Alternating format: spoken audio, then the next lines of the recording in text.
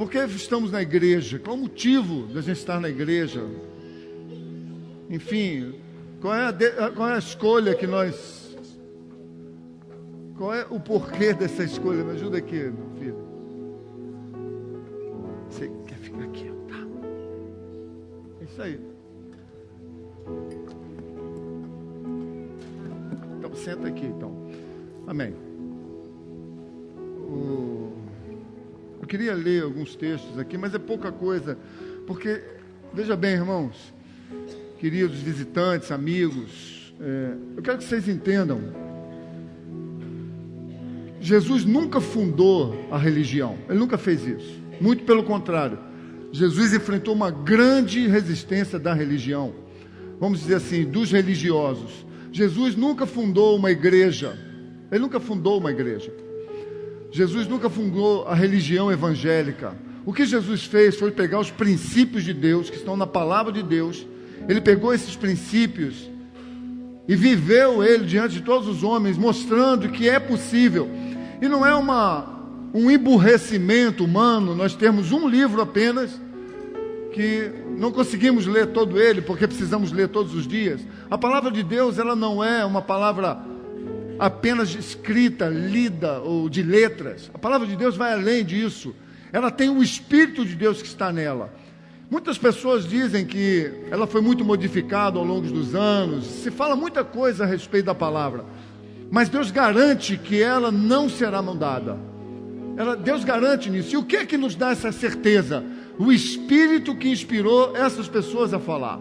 Agora veja, esse mesmo Espírito que inspirou essas pessoas a escreverem sobre a história de Deus, e Deus ele é tão simples e profundo e transparente, que ele não escondeu nem as debilidades do seu povo.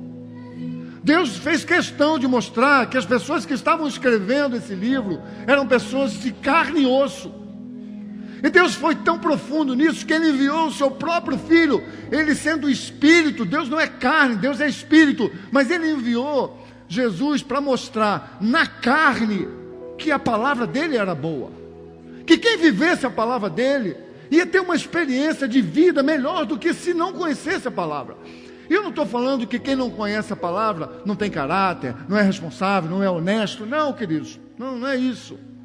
Uma coisa é certa, as pessoas que são sérias e corretas, às vezes elas têm dificuldade de olhar a Bíblia, porque elas pensam que está havendo uma correção sobre o seu caráter.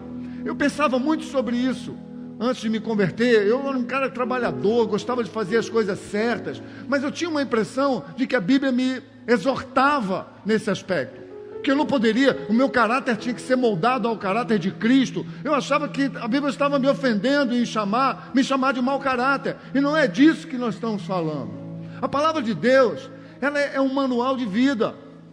Queridos, de onde nós viemos? Nós não viemos numa explosão do Big Bang, nós não existimos aqui porque algumas amebas se juntaram, alguns micro-organismos se aglomeraram e fundaram o ser humano que foi evoluindo, saiu da água, virou macaco, virou homem. Queridos, isso é uma explicação que precisa muita fé para entender isso. Deus vai muito mais além. Ele cria um homem, diz como fez e escreve a respeito disso e deixa que o tempo prove que tudo que ele falou é verdade. E não existe nada na palavra de Deus que você possa dizer isso é mentira. Existem coisas que nós não entendemos, coisas que às vezes não compreendemos, como Jonas ser engolido numa baleia, ficar 3 dias lá. Às vezes a gente não entende isso, mas temos coragem de contar para os nossos filhos como se fosse uma verdade, que Pinóquio ficou na baleia 3 dias. Então, existem coisas que nós não entendemos, até porque a verdade bíblica ela é discernida pelo Espírito. Eu só posso entender o que o Espírito disse aqui quando eu tenho o Espírito para ter conexão com Ele. Então tudo começa aí. Tudo começa nessa questão. Tem uma palavra que foi até devocional hoje, muito simples e gostosa, que conta e retrata bem essa história. Deixa eu ver aqui na luz. Jesus contou uma parábola que é uma história com fundo de verdade. Parábola é isso, é uma história com fundo de verdade, para te dar uma perspectiva do como Deus pensa com pessoas que estão dentro dessas circunstâncias. E ele lidando com os religiosos brabos, chateados com Jesus, que Jesus está contando algumas verdades que estavam incomodando os religiosos, os viventes da época. Jesus confrontava essas pessoas. Aí ele diz: que homem há entre vocês que, tendo 100 ovelhas e perdendo apenas uma delas, não deixa no deserto as 99 e não vai após aquela que se perdeu, até que consiga encontrar ela? E quando achar, a coloca sobre as suas costas e, cheio de alegria, volta para casa. E quando chega em casa, ele chama todos os seus amigos e vizinhos, dizendo: se alegrem comigo, porque eu achei aquela ovelha que havia se perdido. Eu digo uma coisa para vocês: haverá mais alegria no céu por um pecador que se arrependa do que por 99 pessoas que estão na igreja e pensam que não necessitam de arrependimento. Preste atenção, igreja. Você que está nos visitando, que conhece Jesus, você que se desviou, você que foi criado no Evangelho, você que vive dentro da igreja, mas vive cativo pelo pecado, ou pelo eu não posso fazer isso, ou não consegue encarar suas falhas. Jesus está trazendo uma lição aqui, até de certa forma irônica, porque ele está dizendo: pô, vocês estão me pressionando porque eu estou contando verdades para vocês, só porque eu ando com pecadores, só porque eu vou atrás de pessoas que vocês não gostam. E Jesus começa a falar com a religiosidade da época, com os homens da época. Eles ficaram chateados com Jesus. Aí ele fala: engraçado, quem de vocês que tivessem 100 ovelhas, mas uma delas sequer saísse do rebanho, você não largaria as 99 seguras e iria atrás delas? A resposta seria óbvia, claro. Pois é isso que eu fiz. Agora, no céu há muita alegria quando uma só pessoa, somente uma. Se eu tivesse ficado aqui 17 anos só para que uma pessoa se conhecesse o Senhor, já teria sido festa no céu. Ele disse: no céu tem festa quando um pecador se arrepende. E o meu Pai se agrada mais de um pecador que se arrepende do que 99 pessoas que acham que não precisam disso. Há uma certa ironia, porque quem de nós aqui não precisa de arrependimento? Eu preciso, claro que eu preciso. Eu estou falando eu como se eu fosse melhor do que ninguém. Eu estou dizendo, eu preciso, como você precisa. Todos nós precisamos. As pessoas que estão lá fora precisam.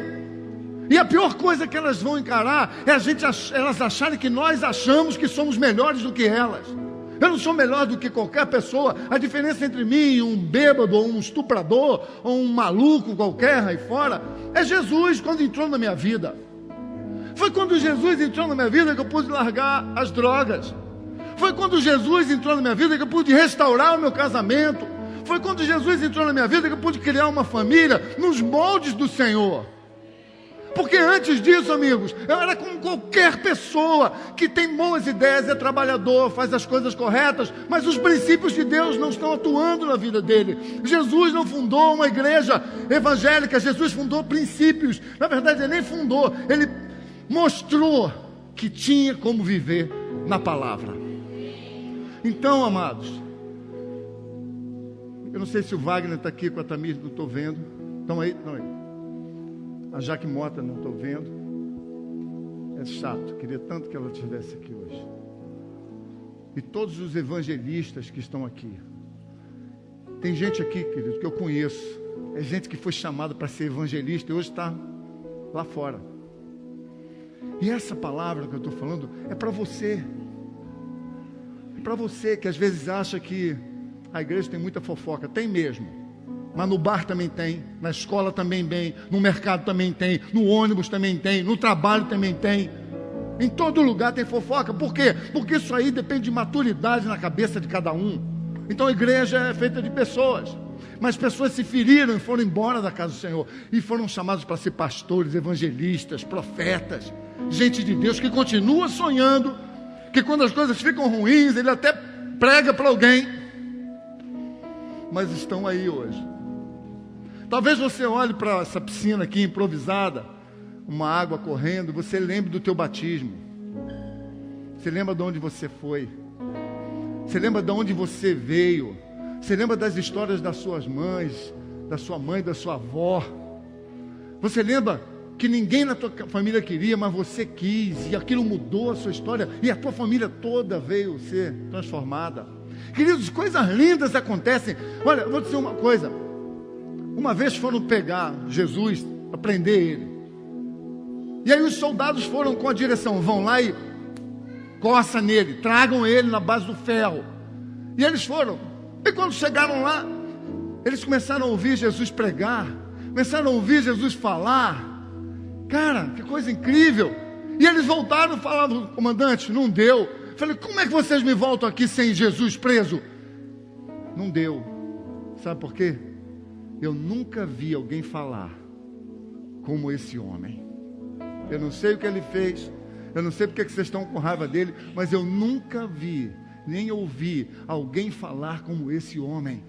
Sabe por que muitas pessoas não querem as igrejas? Porque elas estão olhando para os homens, elas estão olhando para pastores, ou para as falhas das pessoas, e ainda é crente. Queridos, o dia que você tiver um encontro com Jesus, haverá uma motivação no seu coração para mudar.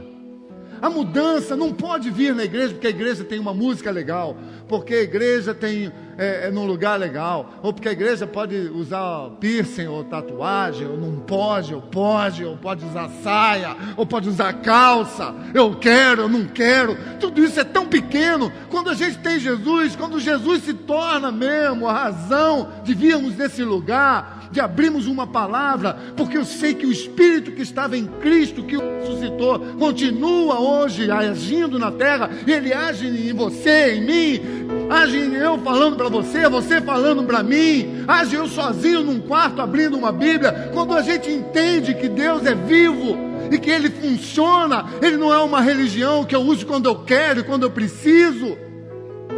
Quando eu encontro esse fundamento, quando eu encontro a verdade, o princípio, o que rouba não rouba mais. Foi o que Jesus falou para a mulher samaritana: mulher, vai-se embora. Mas e os meus pecados são tantos? Minha filha, vai e não se prostitua mais. Aquele que encontra Jesus, se roubava, não rouba mais.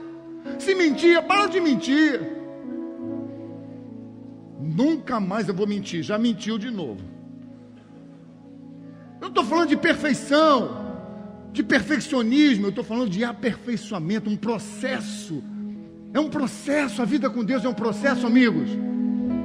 Até o dia em que Jesus vier cumprir a palavra dele, Ele disse que vai vir nos buscar.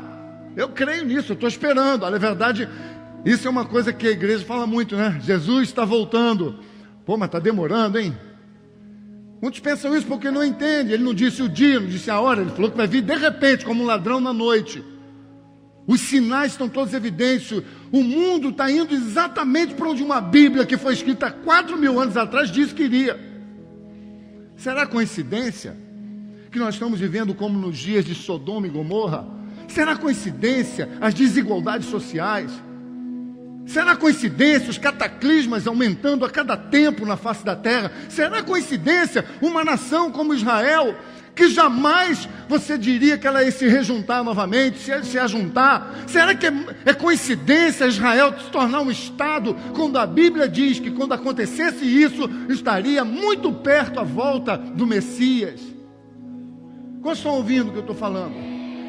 Queridos, eu estou falando da notícia do Jornal Nacional, Globo News, o Globo. Eu estou falando de coisas reais que estão diante dos nossos olhos. Homens, a Bíblia diz que antes da volta do Messias, os homens quereriam ser mulheres e as mulheres iriam assumir posições de homens, se referindo à questão sexual.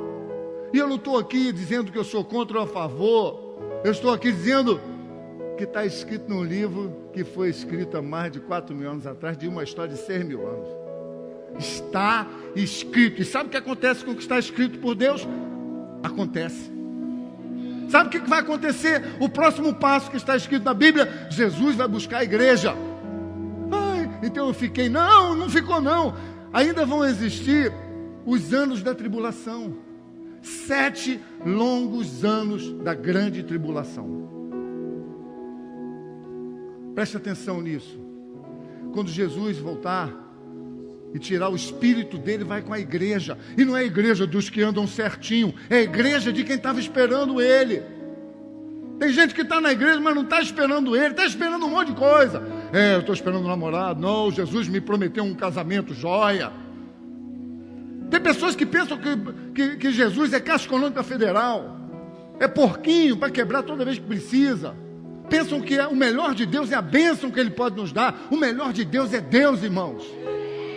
Amigos, o melhor de Deus é Deus.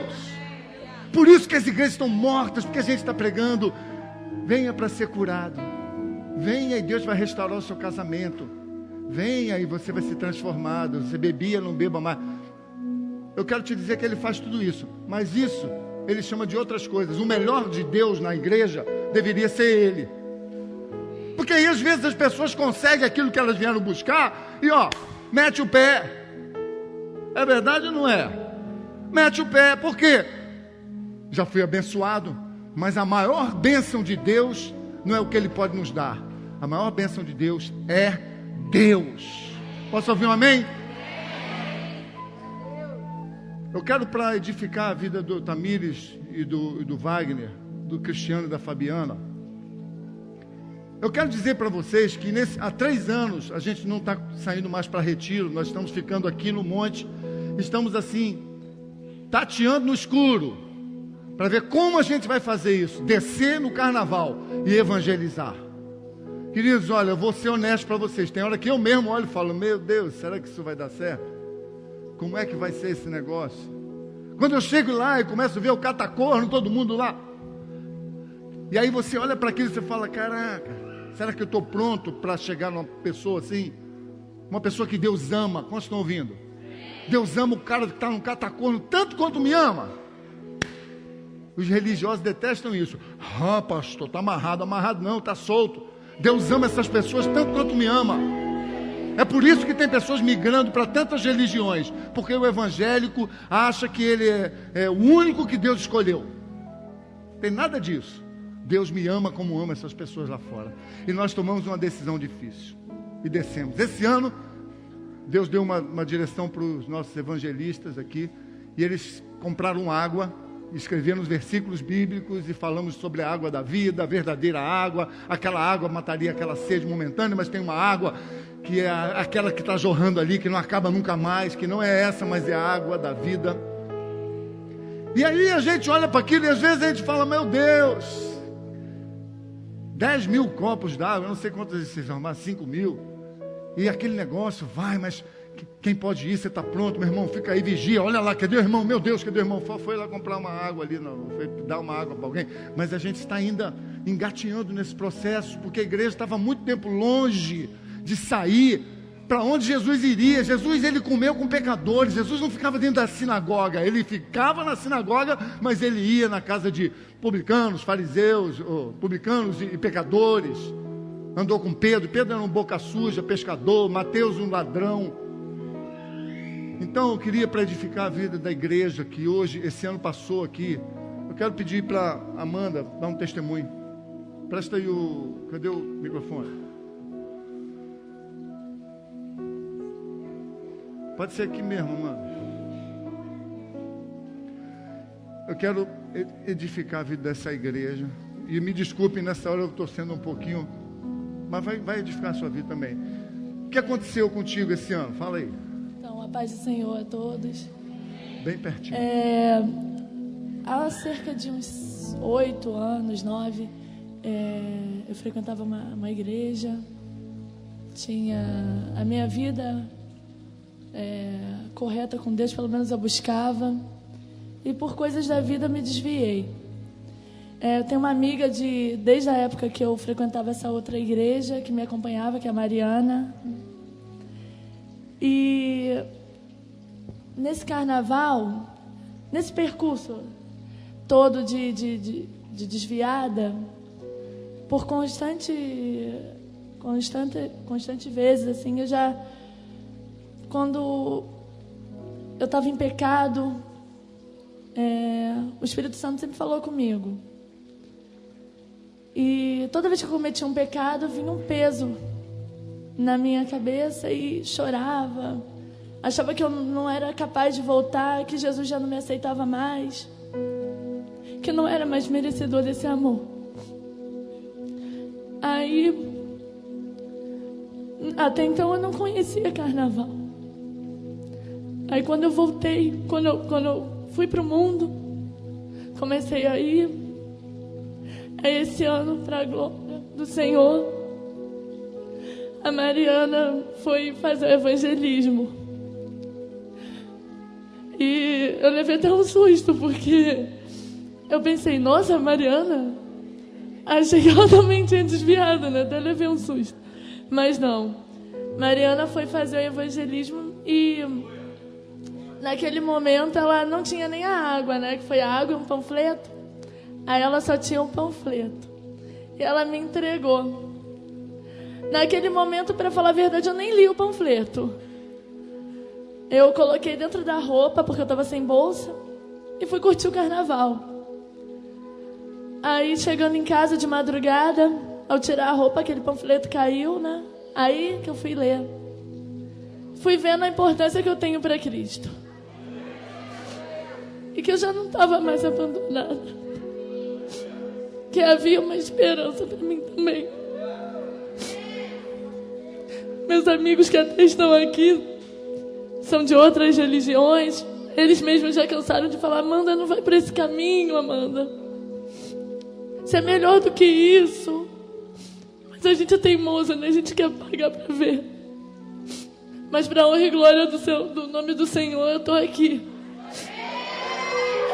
É só o primeiro passo, gente. Eu estou nessa luta. É difícil demais. Mas em nome do Senhor, hoje eu decidi para minha vida que esse vai ser só o primeiro passo de muitas vitórias que eu vou conquistar. E determinei também para minha vida que eu não oscilo mais. Hoje eu estou aqui para honra e glória do nome do Senhor e vou permanecer. Amém.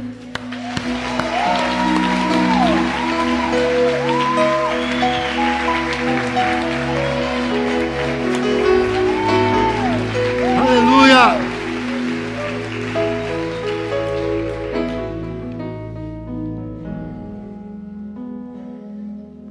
Uma vida veio no carnaval, mas podem ter certeza, tem mais um monte por aí que foi afetada pela água, e elas vão aparecer, se não aqui, em outras igrejas. Está tudo bem também. Nós não estamos aqui pregando igreja, nem religião. Nós estamos falando desse Jesus que pode mudar a nossa história. A despeito de todas as ideias que a gente tem inteligente, né, as nossas justificativas, nossos apelos pessoais, Jesus funciona. Agora, honestamente, para mim também pega às vezes. Eu vivi muitos momentos, eu estou há 22 anos convertido, e por muitos momentos também eu me engessei dentro de religiosidade, né? E eu dou glória a Deus porque eu estou vendo uma nova geração hoje, uma nova geração se levantar, uma nova geração nascendo de novo, gente que está na igreja às vezes assim, que está difícil demais, mas não desiste, continua indo. E são essas pessoas que hoje vão entrar nas águas. Mas antes da gente partir para o batismo, eu queria, hoje é ceia, tem a ceia ali, pão, vinho. Quem pode participar da ceia? Paulo falou que a gente deve pensar sobre isso. Não, já pensei, eu sou perfeito, então é um mentiroso, não estamos falando de perfeição. Paulo está dizendo, antes de participar da ceia, pense sobre a sua vida, porque o pão e o vinho representam a Cristo, Cristo dentro de mim, mudando a minha vida, Senhor da minha história. Se isso não for a tua verdade, não participe da ceia, e não tem nenhuma vergonha nisso. Mais do que isso, Amanda e todos vocês que vão se batizar, eu quero que vocês entendam o que está acontecendo aqui. Se Jesus voltasse nesse momento, todas as pessoas que aceitaram Ele, entregaram o seu coração, receberam a Cristo, vão para o céu. É o que está escrito na palavra. Não sou eu que estou dizendo.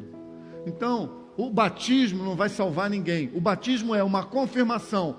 Aquele Jesus que eu levantei a minha mão ali atrás um tempo, hoje eu estou entrando nas águas como mais um passo.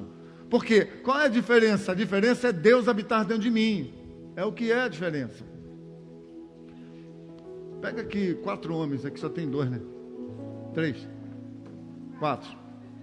Pegue um de cada lado na haste aqui. Não levanta ainda não. Isso aqui é a arca. A arca no Velho Testamento, ela representava a presença de Deus. Mas veja bem, tudo na Bíblia tem um significado. Eles não levavam a arca como a gente leva a sacola, não. A arca significava a presença no meio do povo.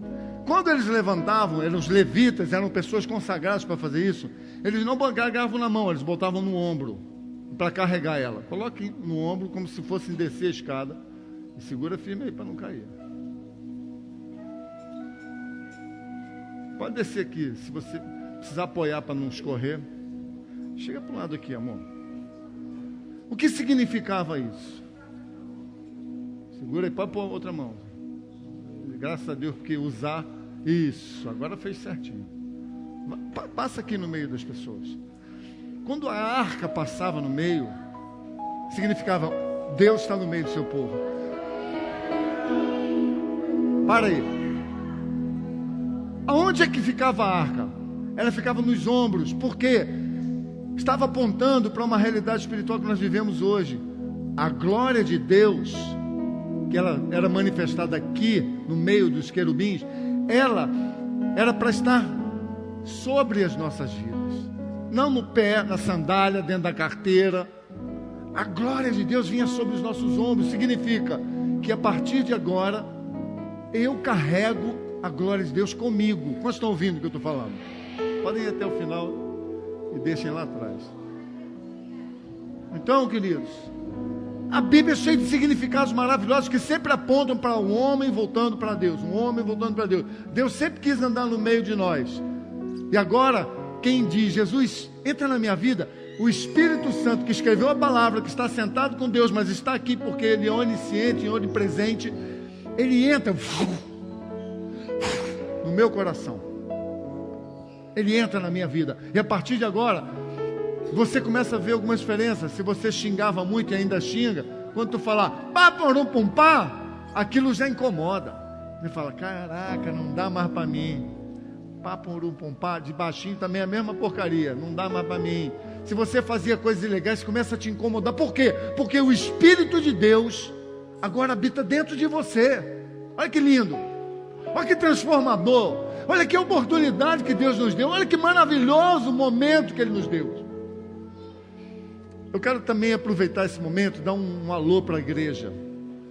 Deus há um tempo tem falado sempre da gente cuidar da nossa família. E por uns 2 meses, quase 3, nós temos lutado e feito os cultos caseiros. Quem já fez isso aqui na sua casa? Levanta o seu braço aqui. Pouca gente, né? Porque não é fácil você ser profeta dentro de casa. Não é fácil ser pastor dentro de casa não, amigos. Não é fácil juntar as famílias, as crianças correndo e você querendo dizer a palavra de Deus. Mas veja bem, quando Davi tomou novamente uma posição de Israel e ele se tornou o rei de Israel, não só de Judá, mas de todo Israel, quando isso aconteceu, a primeira medida dele foi trazer a arca, como os rapazes acabaram de passar com ela aqui. Só que Davi não foi sábio, ele não perguntou para quem sabia, e eles pegaram de qualquer jeito a arca.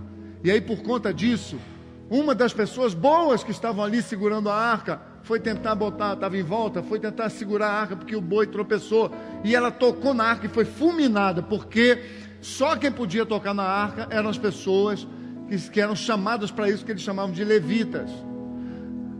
Naquele momento Davi se entristeceu muito, porque Uzá era amigo dele, e ele deixa a arca numa casa, perto do acontecimento. A Bíblia diz que aonde a arca ficou, chamava a casa desse homem Obed-Edom. Qual é o nome da casa? Diga comigo, Obed-Edom. Era o nome do dono da casa. A Bíblia diz que a arca ficou lá 3 meses, e as pessoas chegaram para Davi falando, Davi, Obed-Edom prosperou igual maluco, a casa dele está dando tudo certo, todas as coisas que ele fazia estão assim, uau, explodindo. Davi olhou para aquilo e falou, então o problema não é a arca, o problema é como a gente pegou a arca. Eu quero dizer para você, querido, nessa noite, se você tem Jesus, você é agora a arca, o templo, o lugar onde Deus habita. Você é o lugar onde Deus quer te levar na face da terra. Se eu for viajar para algum lugar, a arca sou eu, a glória está em mim. Deus quer usar a minha vida. Não sou eu, mas é a minha vida que Ele quer usar, porque Ele está dentro de mim. E Deus quer usar muito a gente. Igreja, preste atenção nisso. A partir dessa semana, eu queria que você juntasse uma ou duas famílias, talvez algumas famílias que vieram aqui pela primeira vez, querem ouvir alguma coisa acerca da palavra. Convide as pessoas na sua casa. Todas as terças-feiras nós vamos ter os cultos abertos. A gente vai abrir as nossas casas, todas as casas que quiserem. Duas famílias de igreja se juntam e convidam pessoas. Vamos falar desse Jesus que está explodindo dentro de nós. Por que a gente vai fazer isso? Interesseiro, né? Tu quer ser a casa de Obed-Edom. Tu quer que a tua vida prospere. Vou te dizer, Deus não está chateado com isso. Deus quer te prosperar. Deus é um Deus que a Bíblia diz galardoador. Deus é um Deus doador. Ele quer te abençoar. E o jeito mais seguro de Deus te abençoar é você falando dele para todas as pessoas que estão ao seu redor. Que a sua casa possa ser casa de Obed-Edom. Todos vocês que vão batizar nessa noite, vocês são a casa de Obed-Edom. A partir de hoje, o Espírito de Deus, que já foi entregue a vocês quando vocês tomaram essa decisão, hoje vocês, mais do que nunca, vão confirmar isso dentro das águas. Então vocês são a casa de Obed-Edom. Quando vocês vão para os lugares e fazem as coisas certas, Deus é glorificado. Quando vocês vão para os lugares e fazem as coisas erradas, isso magoa o coração de Deus, porque vocês são a casa onde Deus habita. Levem isso a sério, valorizem isso. Sejam isso. Deixa Deus habitar nisso. Hoje, pela primeira vez, vocês vão cear. Alguns já cearam. Pela primeira vez, pão e vinho. Quando eu ceio, eu ponho o pão para dentro do meu esôfago, vai descendo. O que significa isso? Eu estou renovando que Cristo está dentro de mim. E quando eu tomo vinho, o pão significa palavra, presença. O vinho significa alegria. A minha alegria não é ausência de tristeza. A minha alegria é porque eu estou tomando isso lembrando que Cristo não é um cara bacana, um profeta legal, mais uma religião. Cristo é o Filho do Deus vivo. Amém, queridos? Hoje é noite de ceia, mas é noite de batismo também. E hoje nós vamos glorificar o Senhor com essas pessoas. Amém? Aleluia.